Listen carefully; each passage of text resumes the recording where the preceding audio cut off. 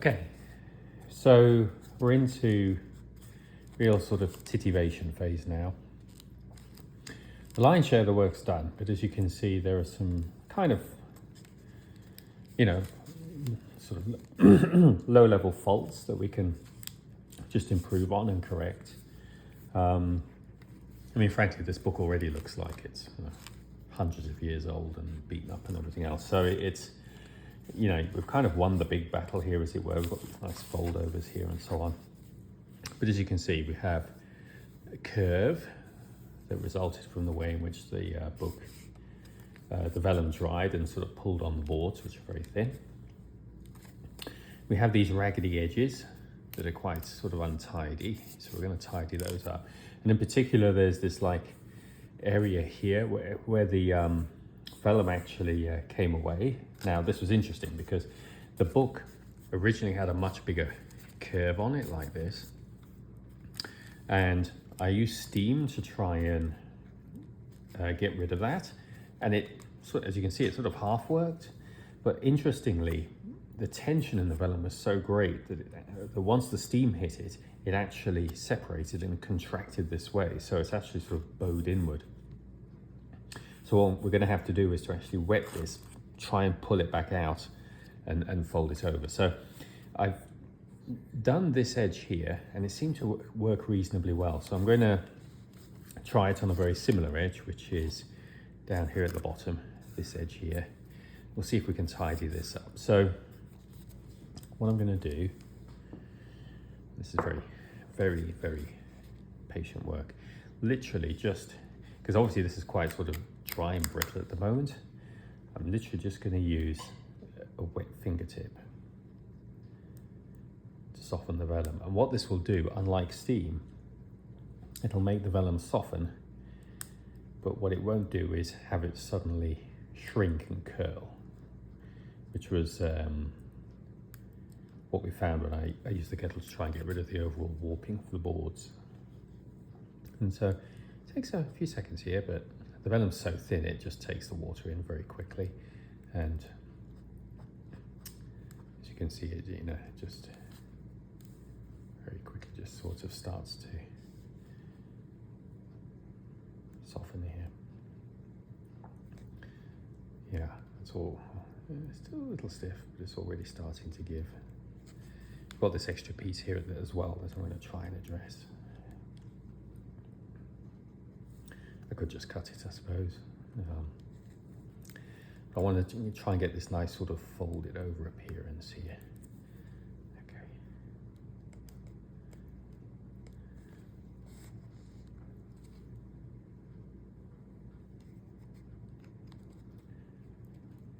This is not something to do if you're ever in a hurry to do anything.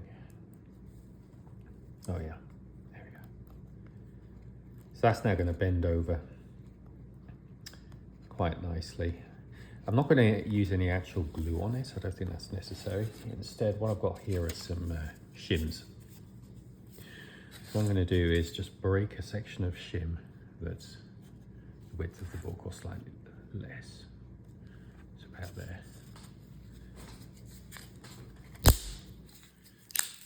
Okay. I'll break it again. Okay. And what I'm going to do is I'm actually going to place the shim, and hopefully they're not too big. Let's use the shorter one first. I'm actually going to place the shim actually against, do this carefully, because I want to actually trap the vellum in its folded down state, like so.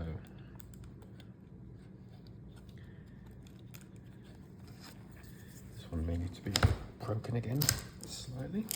Okay, so I have 2 lengths of shim. So what we're after, it may take a couple of goes, is to actually get the vellum trapped and folded against the shim like that. Okay, now what I'm going to do is just use these bulldog clips to just aggressively hold the vellum in place. and leave it to cure. Like that.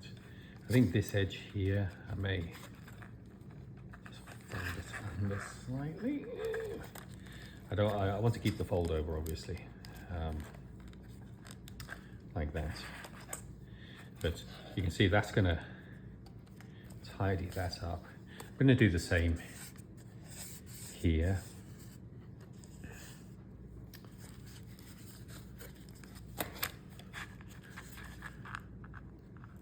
And same thing.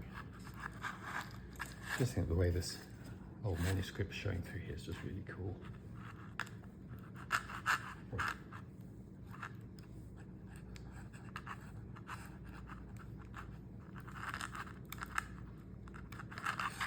This is quite, I think it's got a bit of steam here as well. So this is quite shrunken. So just using a bit of water just to soften it or make it more pliant and willing just to stretch.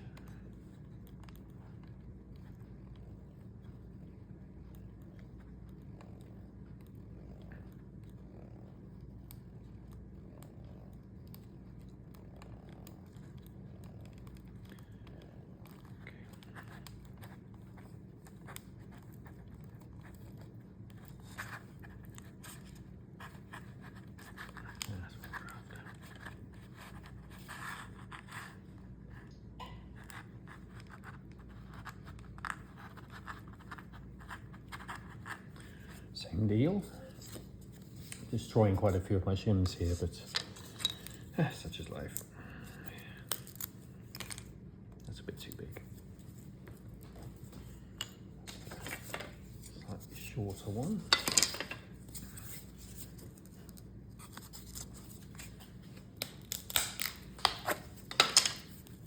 Yeah, that's perfect.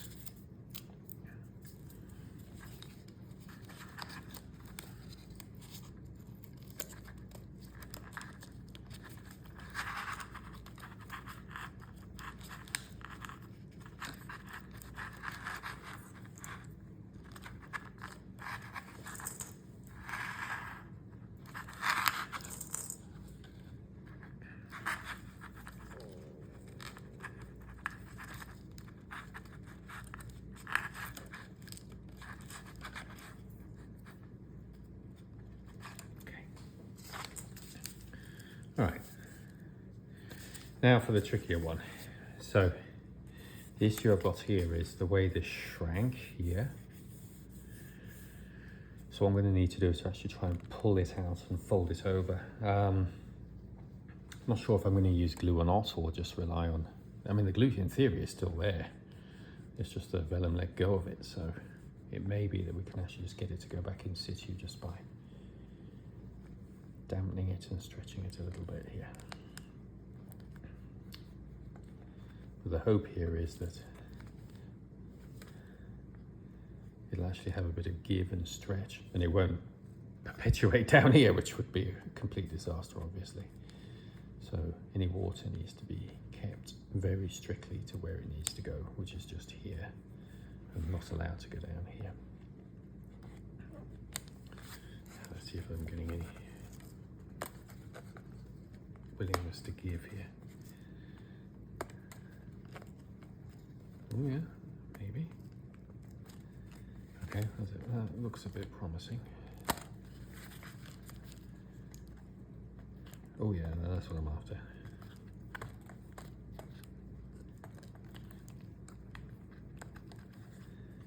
Okay, yeah.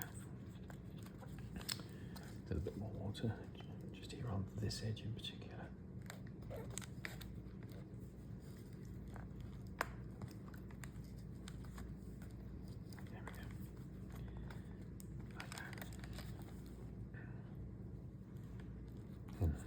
Along here as before. I'm going to keep tension on it with my finger so it doesn't regress, or whatever the word would be, retreat.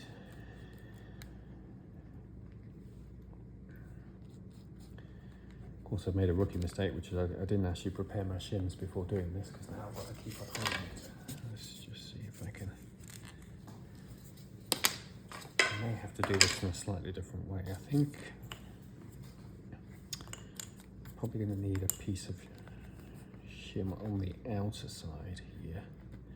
So I'll literally have one piece on the outside and one piece on the inside. So it's going to be a little different.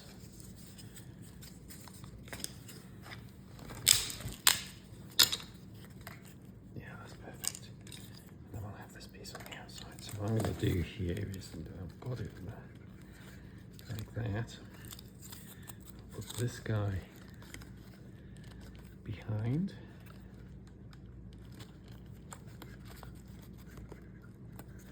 Like that. And then I'm gonna, this little piece that I broke, I'm gonna push up like that very deliberately. That's what I want. And then use bulldog clips to the maximum extent. Maximum grip. There. There you go. All right. So, I'll leave these in situ like this for an hour or two, then get rid of them. And then I'll have one final very careful effort just to, in fact, what I might do, now I'm thinking about it,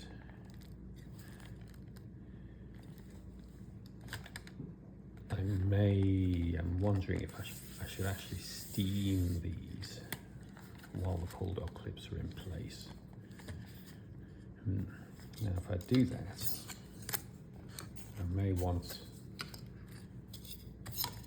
just think about this, I may actually want some shims each side like that.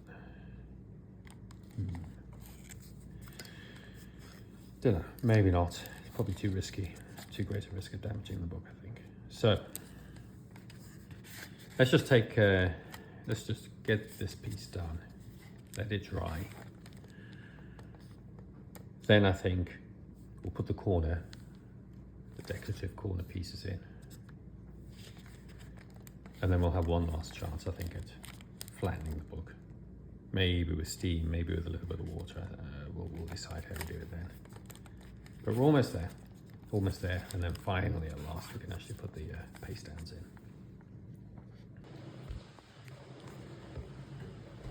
Okay, so we're closing in. We really are closing in.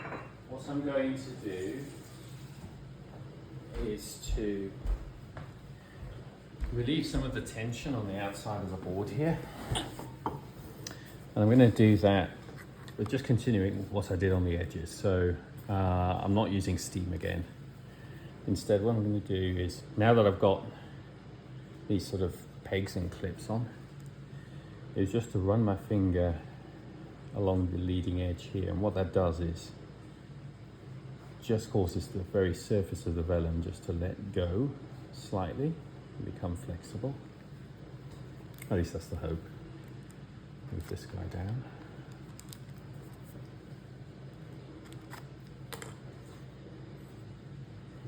Just same here. This is the hope anyway. We'll see if it works at all.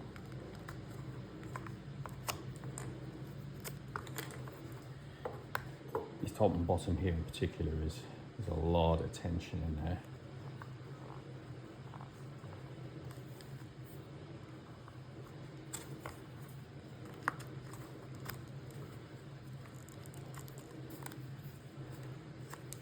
Bottom one's actually not so bad. I think I'm going to leave. That's probably all right as it is. Well, just put a little bit on.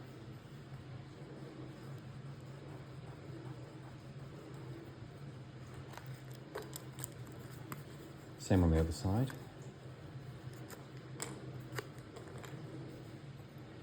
You can see how it's sort of curling up there. It's really trying to pull on the board.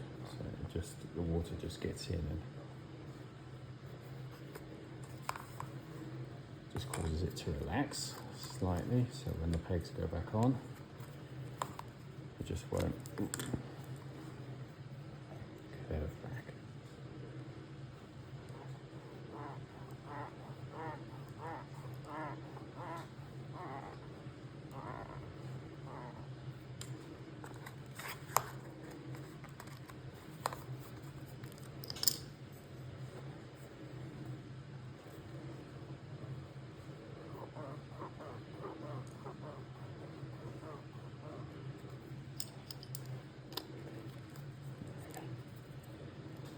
This guy also just helps the fold over stay in situ.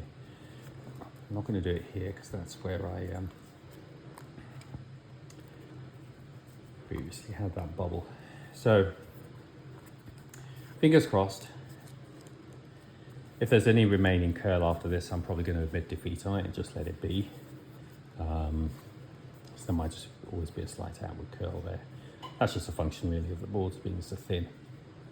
So once this is done, really all that's left now is paste down and the decorative corner pieces, threading those. Okay, so this definitely comes into the category of things I've never done before. What I'm doing is creating 2 holes in each corner. I'm trying to do it in such a way that I don't, you see there it's in shot, so that I'm not necessarily stabbing myself.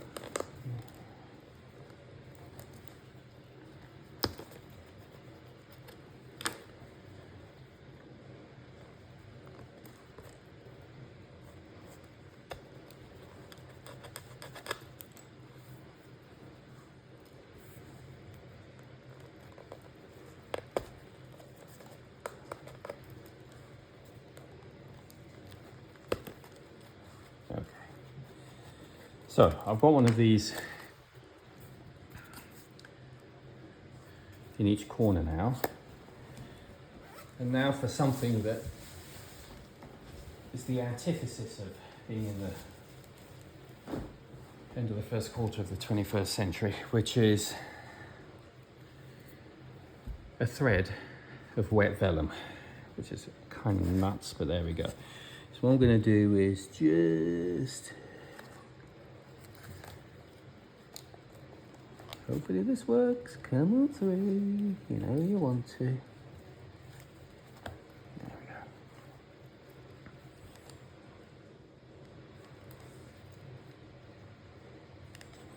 we go. Now, rookie mistake, I should really go this start here, so then I can do 2 in one go. So I'm going to come out this side, leave enough there to glue it down, go back in this side, like so. That's what I'm after. That's exactly what I'm after. Then what I'm going to do is, this actual little strip's going to, in effect, almost become a falsy headband. So I'll just, maybe using this guy, just push it down here behind the text block. Hopefully there should be just a little room.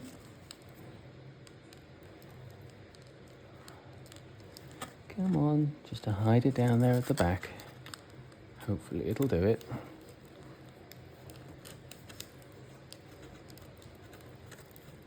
There we go.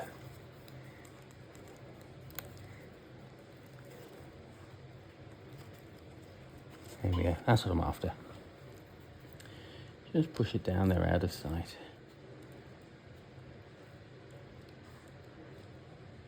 Like that. Same thing. But I need to be careful of these pages, don't want to do any more damage. Out through the corner hole I made there.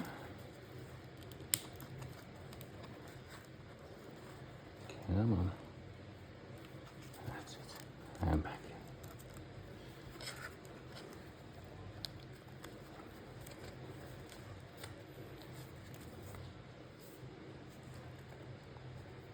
Yeah.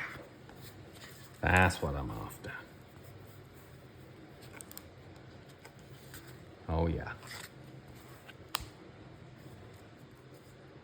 Yeah. Okay, so here we go. I had this sort of clamped and with some toweling where the paste downs were just drying out. But there we go. This is basically the finished result now. So this is an original, so far as I can tell, because I can't find any examples of this in private hands. 1657 copy of, so therefore a first edition of A Call to the Unconverted by Baxter.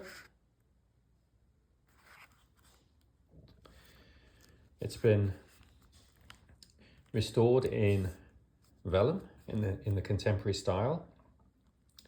The vellum was recycled from old manuscript, so there's still some bits and pieces of ink and print block showing through. But there we have it. It's as close to being an authentic restoration of that time period as I can really get for a small book of this size. Yeah, so if this was on the shelf behind glass of an antiquarian bookseller, I think you'd probably be pretty comfortable that this is the genuine article. So there we have it, my first full restoration in vellum. Learned a few things. I don't think this is ever going to completely shut, so I have a new respect for vellum in terms of how it behaves. It's a very, very different material to leather, but it also, you know, has proven forgiving when necessary. So I think this is set fair to hopefully last another 400 years. Thank you. If you like this, drop me a like. Any comments, always happy to receive them, and on to the next restoration.